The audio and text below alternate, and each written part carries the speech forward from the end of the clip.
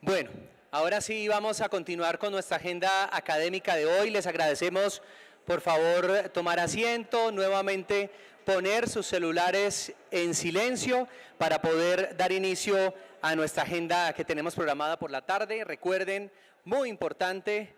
invitarlos a las 6 de la tarde hoy al cóctel organizado por Diallo y Bavaria en el Café de las Letras, eso es en este piso. Los esperamos, por supuesto, esta noche. Y adicionalmente, por supuesto, aprovechar y reiterar que las mesas sectoriales se realizarán mañana y tendrán lugar en las oficinas de la ANDI. El registro, ojo, comenzará a las 8 en punto de la mañana. Nuevamente reiteramos a las personas que se encuentran de pie, por favor, tomar asiento. Muchas gracias. Ok, entonces siguiendo con nuestra agenda, damos paso a la conferencia ¿Cómo blindar a las empresas de las economías criminales? Siendo las 2:27 de la tarde. Nos acompaña a esta hora el general Juan Carlos Buitrago. Adelante, general Buitrago, lo escuchamos.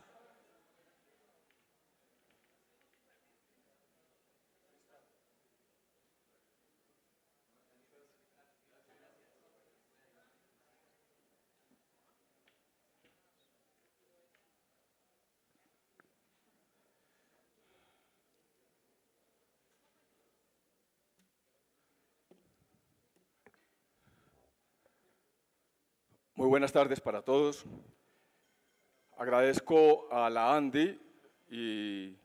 a todos los organizadores de ALAC por la invitación que me han hecho para participar con esta intervención en el marco del octavo encuentro de la Alianza Latinoamericana contra el Contrabando ALAC. Y para mí es un privilegio y un honor estar con este significativo auditorio. Como quiera que cuando estuve como director de la Policía Fiscal y Aduanera, tuve la oportunidad de estar en el encuentro en Brasilia, también en San José de Costa Rica. Le he hecho seguimiento a este mecanismo y considero sin duda alguna que es una de las alianzas más significativas y categóricas de Latinoamérica en el propósito de prevenir y combatir el contrabando entre los sectores públicos y privados. Entonces, la verdad, agradezco a la ANDI por su invitación y también por permitirme el reencuentro con nuestros policías que están aquí, nuestros funcionarios de aduanas, los fiscales que hoy están aquí, los compañeros de la Embajada Americana de HSI que están participando por primera vez en este encuentro, también de otros organismos de seguridad y de investigación del Estado, pero especialmente también de parte de la empresa privada, de las asociaciones, los gremios, las cámaras de industria de Latinoamérica y del Caribe, con quienes hoy nos estamos reencontrando y estamos inclusive avanzando en proyectos muy interesantes en esta misma dirección. Cuando la ANDI me extendió la invitación para esta presentación, con esta temática en particular, muy compleja por cierto, como quiera que la respuesta no es absoluta, en el propósito de cómo definir la estrategia ideal o perfecta o aproximada a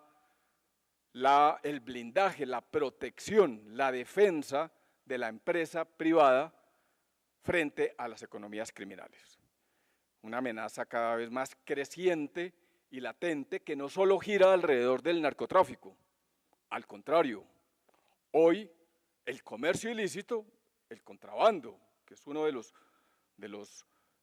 fenómenos dentro del comercio ilícito, se está constituyendo quizá en la amenaza más grave y muy superior precisamente al narcotráfico, generando mayores dividendos y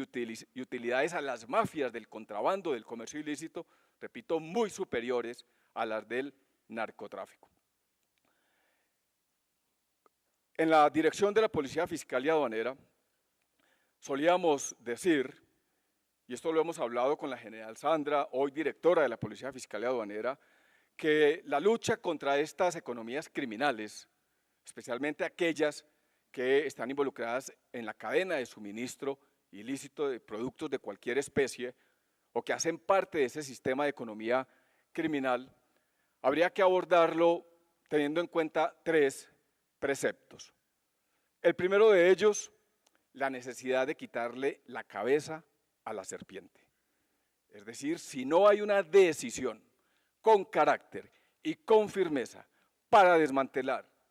las mafias de estas cabezas, de estas estructuras criminales,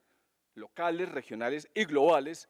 difícilmente podremos avanzar de manera estructural en ganarle la guerra a este fenómeno, repito, cada vez más creciente y amenazante. Primer precepto, la importancia de actuar con carácter y con firmeza para cortarle la cabeza a la serpiente. ¿Y eso qué significa? Hay que ir por las cabezas, hay que ir por las estructuras de mayor peso que monopolizan y que tienen mayor incidencia en este fenómeno, repito, que es global y cada vez más creciente. El segundo precepto se orientaba en el sentido de que había que aceptar que la corrupción era el principal combustible de estas economías criminales. Donde hay delito, hay corrupción. Donde hay contrabando, hay corrupción. Donde hay narcotráfico, hay corrupción. Donde hay trata de personas, hay corrupción. Donde hay tráfico de órganos, hay corrupción. Donde hay tráfico de flora y fauna, hay corrupción. Entonces, la importancia de limpiar la casa y de combatir de manera frontal la corrupción, tanto en las instituciones públicas como en el sector privado. Y el tercer precepto se orientaba a la importancia de bajarse de la bicicleta estática. ¿Y qué significaba bajarse de la bicicleta estática? Los resultados y la experiencia en la lucha contra estos fenómenos, y creo que ustedes, el sector privado especialmente, lo siente de manera constante, porque es difícil sentir, percibir, palpar los resultados diametrales en la lucha contra este fenómeno. Fui testigo desde la Policía Fiscal y Aduanera sobre los esfuerzos inhumanos que realizan las autoridades, la Fiscalía, las aduanas, la policía, las unidades de inteligencia financiera, etcétera, los organismos de seguridad en su conjunto para generar un giro diametral en la lucha contra este fenómeno y sin embargo la impotencia es cada vez mayor. Pareciera que mantuviéramos pedaleando sobre esa bicicleta estática y ese es un sentimiento que permanece, que hoy desde la empresa privada, con el relacionamiento que he tenido con muchos de ustedes, se sigue sintiendo esa impotencia, esa fragilidad institucional y ese deseo, esa ansiedad por cada vez más arrojar mayores resultados de manera estructurales contra este fenómeno. Corrupción, la desarticulación de las cabezas y la importancia de generar un giro diametral en el modo de operar, en la forma de abordar este fenómeno que, como lo vamos a ver más adelante, se trata es de pasar de la coordinación a la integración de esfuerzos, por un lado, a la movilización de herramientas y de instrumentos en la misma dirección, a nivel público y privado, hacia la recuperación de la confianza entre el sector público y el sector privado, que muchas veces se resquebraja y que muchas veces genera esos puntos de ruptura en el relacionamiento y en los resultados efectivos, pero muy importante aún la necesidad de entender que la lucha contra un fenómeno de estos requiere cada vez más esfuerzos de inteligencia e investigación criminal para perseguir la plata, los activos, la motivación, los recursos de estas organizaciones criminales. Partiendo de esos preceptos, se definieron unas estrategias que aún siguen en desarrollo en el Estado en su conjunto, que se orientan, la primera de ellas, a luchar contra la corrupción de manera integral. La segunda, a cualificar la labor de inteligencia e investigación criminal, las labores contra el lavado de activos y de extinción de dominio para abordar el problema como un sistema de economía criminal que requiere una intervención integral con estas herramientas que son fundamentales y que demandan la integración de todas las entidades del Estado y el apoyo de la empresa privada. Tercero, la necesidad de recuperar la confianza público-privada con una mejor capacidad de respuesta de ambos sectores, con una mayor efectividad en términos de reciprocidad de cara al intercambio de información, a la colaboración, a la capacitación y al aporte de conocimiento y experiencia para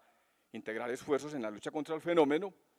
La necesidad de avanzar hacia una mayor cultura de la legalidad, es decir, se ideó, por ejemplo, el modelo de zonas de comercio legal,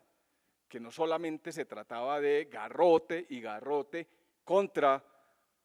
estos pequeños vendedores informales o estas pequeñas tiendas dedicadas a la comercialización de productos falsificados o de origen ilegal, sino también que pueda haber un trabajo con zanahoria, que se le extienda la mano al pequeño falsificador o al pequeño informal en el propósito de incorporarlo al sistema legítimamente constituido desde el punto de vista económico, tributario, aduanero, como es el régimen, por ejemplo,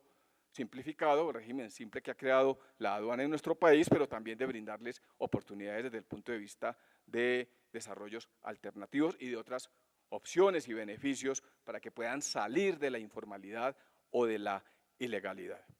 Y finalmente, como quinta estrategia, la importancia de generar siempre un nuevo modo de operar. Como quiera, aquí lo he escuchado a lo largo de la mañana, esta delincuencia es cambiante, los fenómenos son cambiantes, evolucionan a través del tiempo y hoy no podemos hablar exclusivamente de contrabando.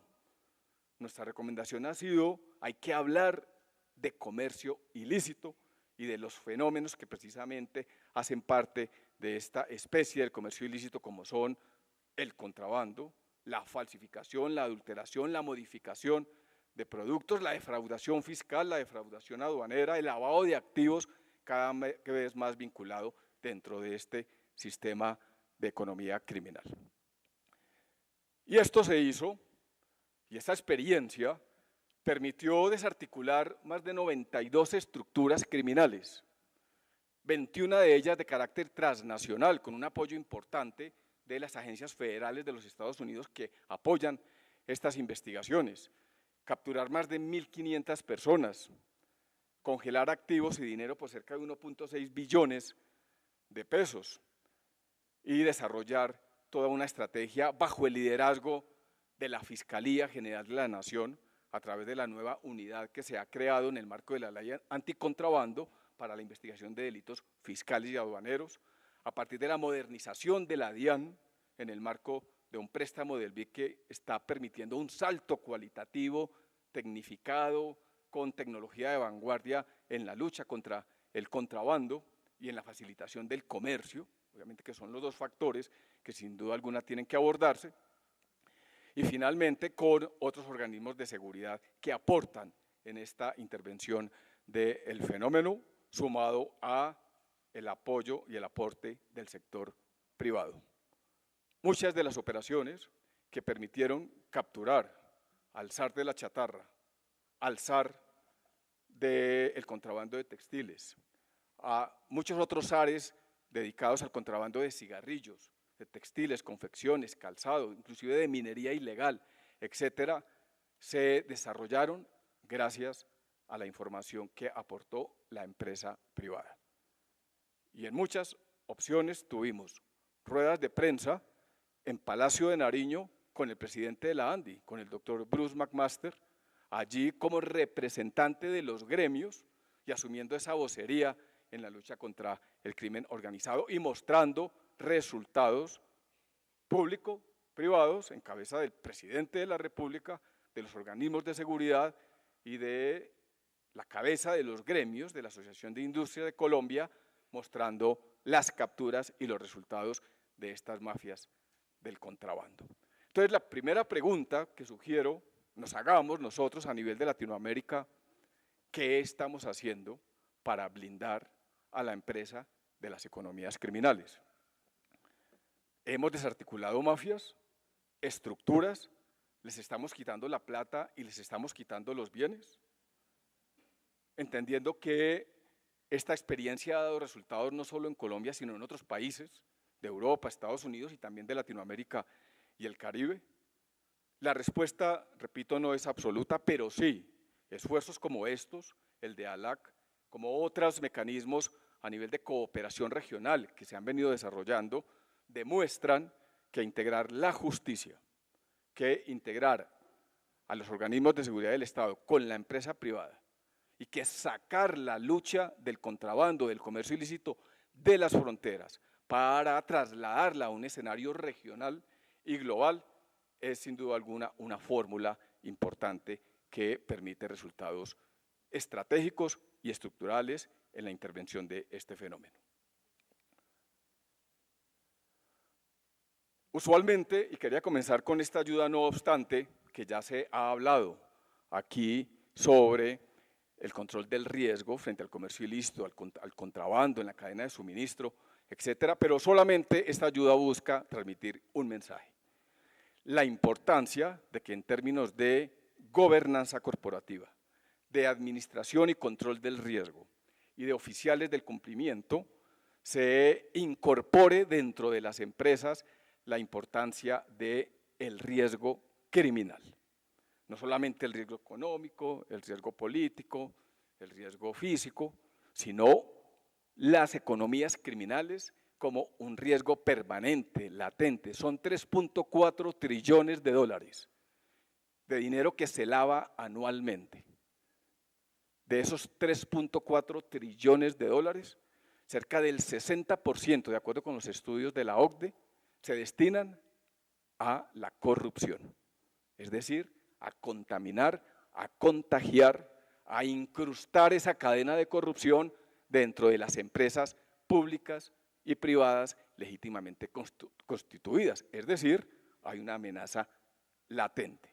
La corrupción como el principal combustible del delito. De ahí la necesidad de, y este es el mensaje central de esta ayuda, el riesgo desde el punto de vista criminal como punto de partida de cara a blindar, a proteger a las empresas de las economías criminales. Los sistemas de economía criminal, cuando conversamos usualmente, de manera informal o en nuestras reuniones, solemos focalizar el esfuerzo de nuestra actuación hacia la contención del producto ilícito en la calle, o en las bodegas, o en los establecimientos informales.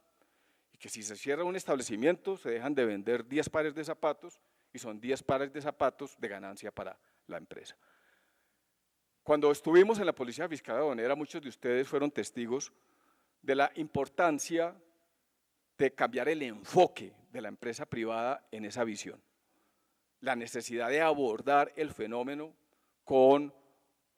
en una dirección estratégica, estructural, entendiendo que esto es un sistema de economía criminal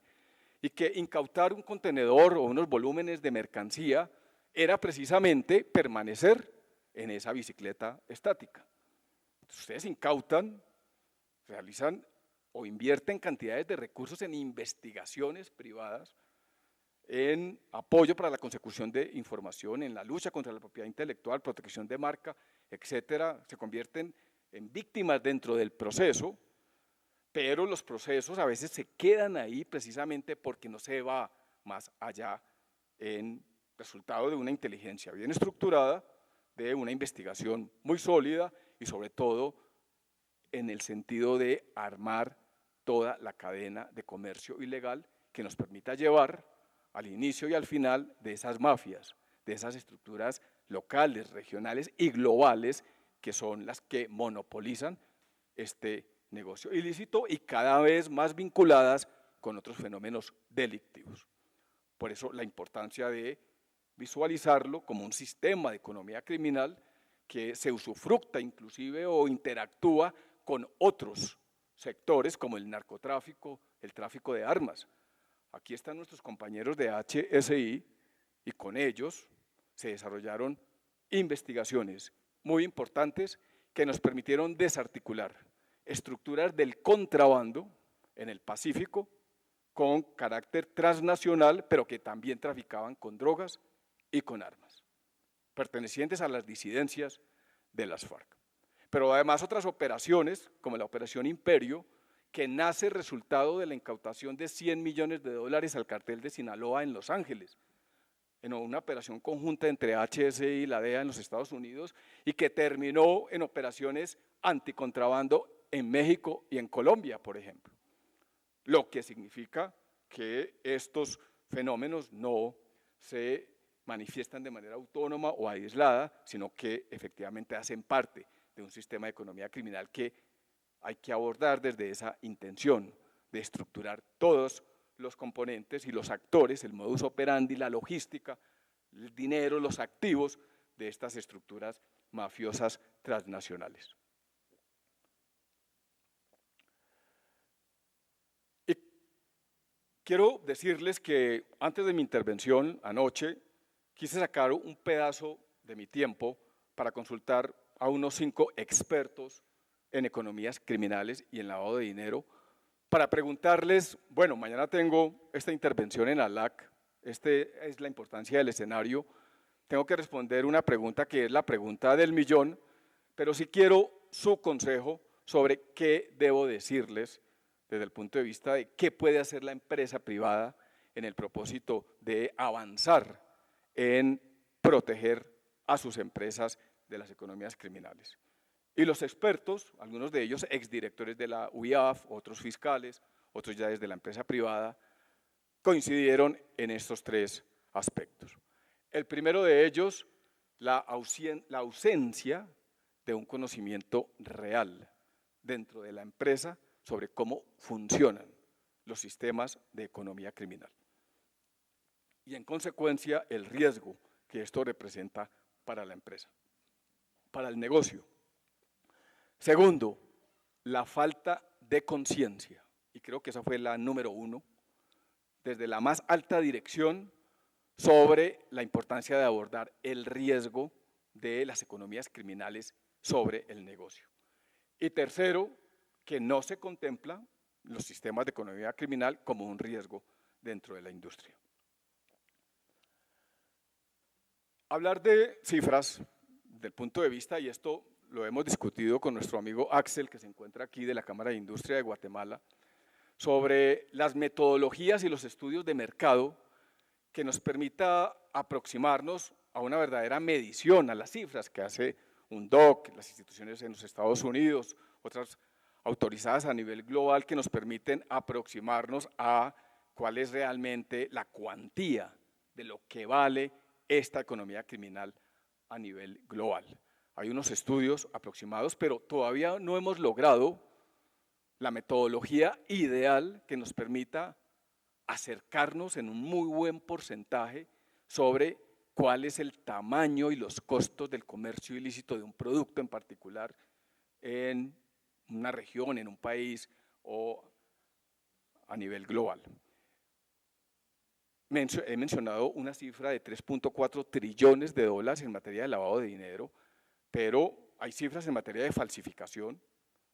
que la vemos allí, cerca de 250.000 millones de dólares, pero también de lo que representa el comercio ilícito anualmente, a partir de lo que ha dicho la OCDE en su último estudio, cerca de 500.000 millones de dólares el costo del comercio ilícito, que hoy, de acuerdo con esta cifra, es superior a la del tráfico de drogas, si se tiene en cuenta que la última cifra del costo del tráfico de drogas a nivel global es de 320.000 millones de dólares. Cuando hoy mantenemos cerca de 1.500 toneladas de cocaína de producción anual y de cerca de 455 toneladas de heroína, además de otras sustancias de estupefacientes que están en el mercado. El impacto de estos sistemas de economía criminal, no hay necesidad de profundizar sobre ellos, pero ustedes los identifican claramente desde el punto de vista reputacional, legal, inclusive en la misma seguridad personal y en la misma seguridad de las empresas. Por eso, maniobrar de manera inteligente,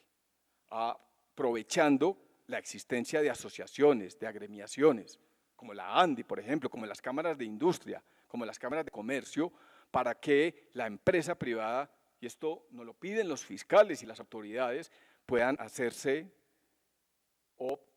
convertirse, constituirse en víctimas dentro de los procesos donde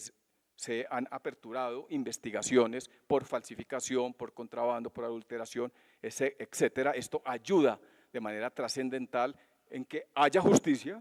que se desmantelen estas estructuras y de que avancen las decisiones judiciales, que es precisamente una de las mayores dificultades que hemos tenido. No obstante, reitero, en Colombia se ha logrado, a partir de la creación de la nueva unidad de delitos fiscales y aduaneros, donde por primera vez se destinan cerca de 30 fiscales de manera permanente solo a la investigación de este tipo de delitos, cosa que antes no ocurría. Estas investigaciones la abordaban en el pasado fiscales que tenían otros compromisos, otros procesos en materia de seguridad ciudadana, de derechos humanos, etcétera, pero hoy que aparte de la Dirección de Derechos Humanos que se dedica a la investigación de delitos que afectan la propiedad intelectual, aquí hay algunos de ellos presentes con quienes se ha hecho un trabajo importante en Colombia, que bueno, que ya, por lo menos en Colombia, tenemos cerca de 30 fiscales con grupos de investigación, no solo el apoyo de la Polfa, de las aduanas, sino también del mismo Cuerpo de Investigación Criminal de la Fiscalía, del CTI y también de la DIJÍN, en apoyar estas investigaciones de manera permanente y sostenida. Esto, sin duda alguna, ha generado un salto cualitativo en estas investigaciones. Yo quería traer a colación el último informe de Europol sobre las amenazas, las tendencias de las amenazas sobre el crimen organizado a nivel global. Y estas cifras, quisiera que nos fijáramos más en las cifras de la derecha de ustedes, porque nos demuestran el resultado de un estudio técnico con rigurosidad científica realizado por Europol sobre cuál es el nivel de fenomenología que se deriva del crimen organizado transnacional, de estas economías criminales. El 80% de estas organizaciones criminales, aquí a la izquierda, están involucrados especialmente en el tráfico de drogas, en delitos económicos, en fraude, tráfico de seres humanos, en otros fraudes y en tráfico de migrantes. Pero el 80% de ellos utilizan empresas fachadas de tipo económico, es decir, ahí está la penetración, la incorporación de las economías criminales en las empresas legítimamente constituidas o en la conformación de empresas legales para cumplir con ese propósito lucrativo ilícito. El 60% de esas organizaciones criminales caracterizadas participan de actos de corrupción. El 60% cada vez más involucradas en actos de violencia. Y vemos otras cifras que son de interés, como por ejemplo que 7 de cada 10 organizaciones está por lo menos conformada por ciudadanos de más de 3 países. Y aquí vamos a ver, ya a nivel de Sudamérica, cómo en términos concretos hay unas amenazas latinoamericanas, globales, que nos preocupan porque son estructuras mafiosas dedicadas no solo al narcotráfico, sino también al comercio ilícito de cigarrillos, de licores, de confecciones, textiles, calzados, a la minería ilegal, como ocurre con el Clan del Golfo, por ejemplo, con las maras en Centroamérica y con el primer Comando Capital, el Tren de Aragua y el Cartel de Sinaloa y la organización Jalisco Nueva Generación, que está en la frontera con Venezuela y con influencia especialmente en el Pacífico Sur.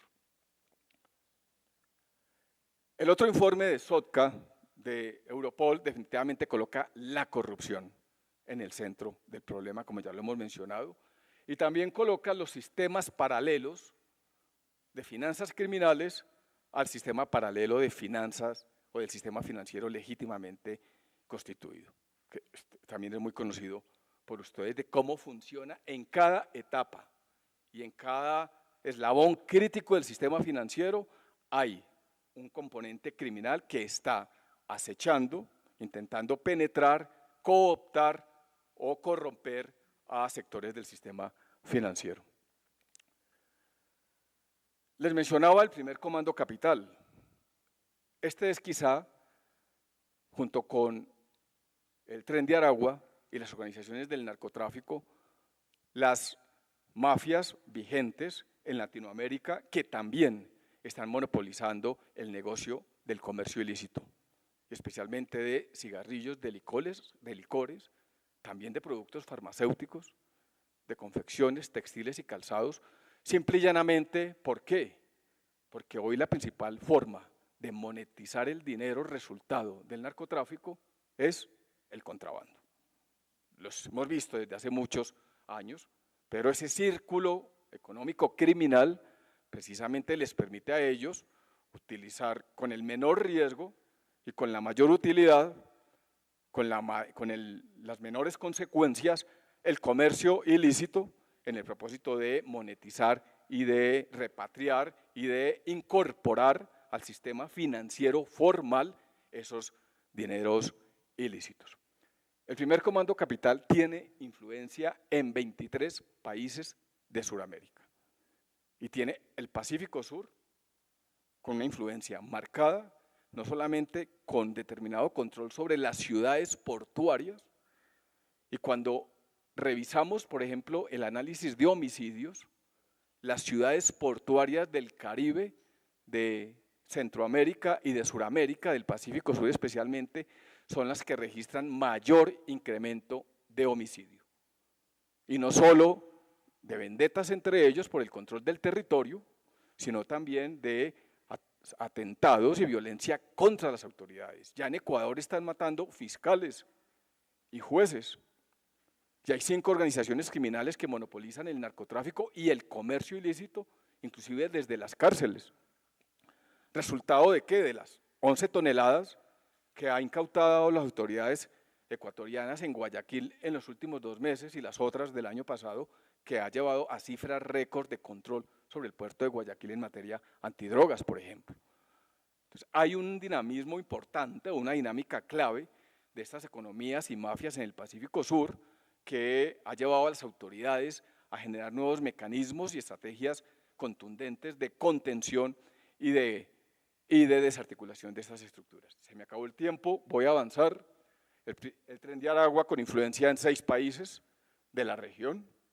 especialmente en la frontera colombo-venezolana. Y ya en términos de estrategias, recuperamos lo que ya existe, las recomendaciones de la OCDE, aquí lo mencionaban en la mañana de hoy. La empresa privada perfectamente puede desarrollar capacidades de inteligencia, de investigación para prevenir y combatir el crimen, lo dice la OCDE. Y creo que en esa tarea hay que seguir avanzando. Pero no comparto la posición de algunos en el sentido de que ya el problema está sobrediagnosticado. Nunca el esfuerzo que se haga para entender, para diagnosticar y para medir con metodologías innovadoras la evolución y la transformación del fenómeno ilícito será un esfuerzo menor. La invitación es a que sigamos avanzando en la generación de conocimiento, de investigaciones, de mediciones, de esfuerzos en el propósito de seguirle el pulso y estar a la vanguardia de la evolución y la transformación de estos fenómenos criminales. La importancia de la prevención, pero también el desarrollo de herramientas para monitorear e investigar de manera sostenida este tipo de fenómenos, como la reciente creada plataforma CIMA, que es la Central de Investigación, Monitoreo y Análisis, que está a disposición de todos ustedes y que permite arrojar productos estratégicos sobre el comportamiento del fenómeno, de medición del tamaño ilícito de mercado de cualquier producto, pero también alertas, así como dossiers con vocación investigativa que le permiten a las autoridades apoyar sus investigaciones y sus decisiones judiciales, así como a la empresa privada. Hay, por ejemplo, un reciente estudio sobre lo que significa el mercado ilícito de cigarrillos en Colombia, Panamá y Ecuador, en el marco de un esfuerzo que se ha hecho con la empresa privada, donde ustedes van a ver los resultados más adelante, pero la medición arroja de que 33 de cada 100 cigarrillos son ilegales o tienen origen ilícito en Colombia, 88 de cada, creo que la cifra ahora es 92, de cada 100 en Panamá y 79 de cada 100 en Ecuador, de acuerdo a la última cifra de Inbamer que seguramente van a ver más adelante, así como ocurre con otros productos como los licores en la región. La importancia de apoyar desde lo privado a las autoridades para avanzar en las investigaciones y con ese propósito, no quedarnos en la incautación o en la aprehensión de un producto, sino en la desarticulación, en el desmantelamiento de la mafia, de la estructura, del crimen organizado, de la cadena de comercio ilícito que trasciende a las fronteras. Bueno, muy bien, y en conclusión, la importancia de tener en cuenta la administración del riesgo criminal, lo que representan las economías criminales para proteger a sus empresas y todo lo que hemos hablado en materia de inteligencia, investigación y apoyo desde la empresa privada para, con un enfoque de abordar el problema como un sistema de economía criminal, podamos salir o bajarnos de esa bicicleta estática, quitarle la cabeza a la serpiente, sacar la lucha de las fronteras y llevarla a un mecanismo regional y de recuperar la confianza recíproca entre las autoridades y la empresa privada. Muchas gracias de nuevo a la gente por la invitación y por su tiempo.